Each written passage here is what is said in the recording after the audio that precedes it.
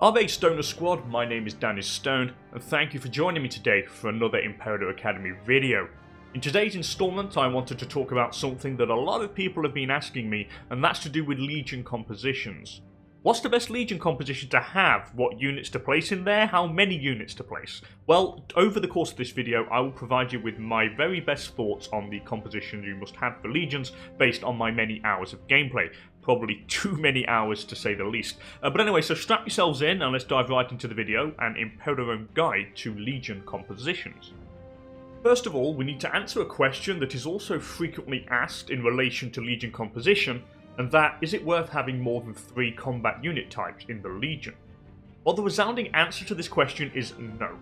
Now, for those who do not know what I'm talking about, I made a video on combat in Imperator detailing how the system works, so do be sure to go and check that out. It will make this video a lot easier to follow. The link will be in the description. Anyway, I will quickly explain this in a nutshell just to keep the video structured and organised. There is one combat line in Imperator Rome. The number of cohorts you can fit on the line depends on the combat width of the terrain where a battle takes place. Your Legion has something called primary cohorts, the units you wish to send in first to fill up the line. When these primary cohorts have been killed or fled, then your secondary cohorts take the place of the primary cohorts. Let's not forget that you also have flanking units that are placed on the extremities of the line, and the number you place on the flanks depends on the set flank size. Now, if your primary cohorts and flanking units do not fill up the line due to not having enough cohorts, then the secondary cohorts are placed next to the primary cohorts on the line. You basically fit them between the primary cohorts and the flanking units. Now that we've briefly explained how the battlefield lines up, I can properly answer the question as to why you should only have 3 types of cohorts in a Legion.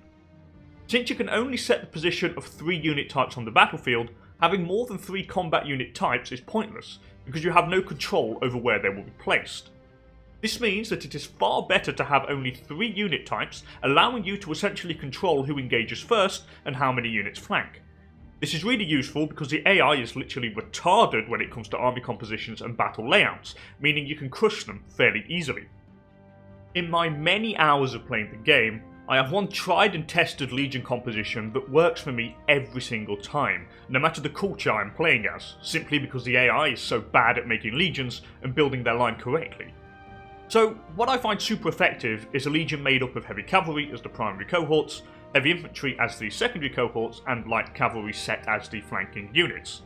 Throw in some support units such as the supply trains to keep them fed, and some engineers to help siegers, and you have a super effective and pretty universal fighting force that smashes through pretty much everything. Putting heavy cavalry on the first line is great because they smash through pretty much everything apart from heavy infantry, and the AI very rarely puts heavy infantry as its primary cohorts. Follow this with heavy infantry as the secondary cohorts, which are the equivalent of supercharged space marines, who only really have a hard time against horse archers, and there are very few nations that use them. And finally, put light cavalry as flanking units. These are super effective at it due to their high maneuver, allowing you to crush enemy flanks quickly. Once you've started to have a flanking advantage, the battle is pretty much won.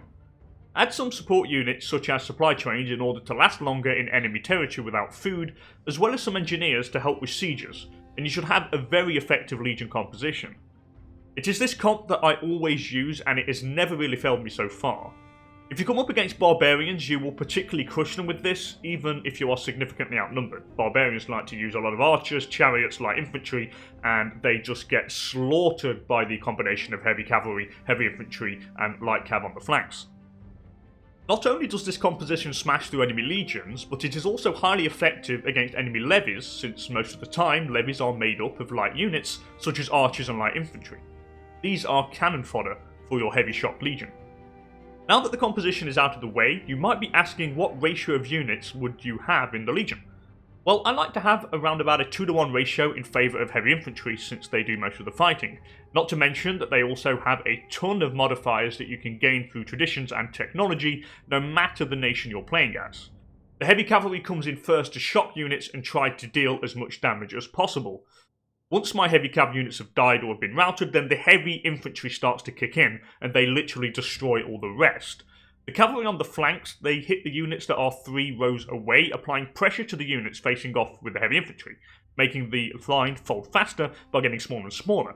As the line gets smaller and smaller, the more we flank, and then of course the battle is then going to go overwhelmingly in your favour. In terms of flank size, I like to have it set at 5, simply because I want my light cavalry units to face off with as few units as possible, leaving them to flank. And besides, if I put more units on the flank, so if I was to set my flank size to 10, that means I would have 10 light cav units placed on the left and 10 light cav units placed on the right. This also means that I would have less slots available for my heavy cav and my heavy infantry. So you've got to keep that in mind. And also what you want to do, you want to think about having the least amount of people, well, like having less units on the flanks, because the more you have on the flanks, the more the chance that your light cav are going to be facing off directly with an enemy unit that is opposite them. Now, in Imperator Rome, you have 2 lines. You have your line and the enemy line, and each unit in that line faces off with the unit directly opposite them if there is a unit opposite. Now, the more light cav you have on each flank, then the bigger the probability of that light cav unit facing a heavy infantry unit or a heavy cav unit or something that it's not very good against, meaning that you will lose that light cav unit. If you minimise the amount of light cav on the flank, you minimise the risk of them engaging with enemy units that are effective against them, and that means you minimise your losses with the light cav, but you can still flank. Of course, the more men you have on the line, then of course if you have more than them, then light cav units can flank, and you just kind of basically minimise the risk of them coming up against an enemy unit that is effective against them. And of course, the kind of less men you have on the flank, the more you can fill out the middle with your supercharged Space Marines or your supercharged heavy cav units. Now, when I say only set your flank size to 5, that means have 5 light cav units on the left and 5 light cav units on the right. I don't mean limit to only having 10 overall light cav units in your legion. You can get more, and if you do get more, what will happen is the excess light cav units will be placed in reserve. So if I've got a flank size of 5, and I've got 5 units of light cav at the extremity on the right and 5 units of light cav on the extremity at the left, okay, so that's overall 10 on the 10 in total. If I had more than 10, let's say if I had 20 light cav units, then the excess 10 would be placed in reserve, and that means when the light cav unit that we have on the flank dies, it will get replaced by a light cav unit in reserve. As for the number of supply trains, well, that really depends on you. Just make sure you have enough food to last for long periods in enemy territory, and remember, these heavy shock legions are food intensive, they eat a ton of it. Now, moving on to engineers, I try to get 1 cohort of engineers for every 10 cohorts in the legion. If you maintain this ratio, then it removes any potential river crossing penalty. So let's say I wanted to build, I don't know, let's say we're starting off our legion here, and I'm creating a legion, and I'm going to build my first 10 cohorts of heavy infantry in this legion. Well, then once I've built them 10 cohorts, I'm going to get 1 engineer. Then I want to grow my legion some more. Let's say I get 10 units of heavy cav.